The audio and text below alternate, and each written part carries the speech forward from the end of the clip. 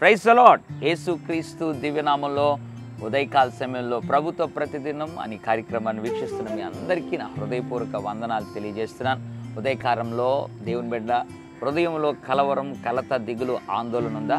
ఏ పరిస్థితిలో అటువంటి ఉండడానికి వీల్లేదు. ఉదయకాల సమయంలో ప్రసంగి గ్రంథం 11వ అధ్యాయం 9వ వచనంలో దేవుడు జ్ఞాపకం చేస్తున్నాడు, నీ హృదయము సంతుష్టిగా ఉండనిమ్ము. దేవునికి స్తోత్రం. ప్రత్యేకించి యవనస్తుల గురించి ప్రభు మాట్లాడుతున్నాడు. యవన కాలం ముందు నీ హృదయం సంతుష్టిగా ఉండనిమ్ము. ఉదయకాల సమయంలో గలిబిలిలో, ఆందోళనలో, కలవరంలో ఉన్నావా?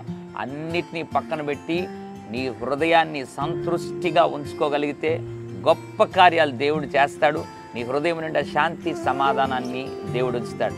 ఏ విధమైనటువంటి గలిబిలికి నువ్వు చోటునివ్వకుండా నీ హృదయమును సంతుష్టిగా ఉండనిమ్ము, విశ్వాసంతో ఉండుము. దేవుడు చేయు అద్భుతమైనటువంటి కార్యాలు నీ జీవితంలో నీవు అనుభవించగలవు. పరిశుద్ధ తండ్రి, నీకు వందనాలు. నీ హృదయం సంతుష్టిగా ఉండనిమ్ము అని మీరు ఇచ్చిన వాగ్దానం బట్టి వందనాలు.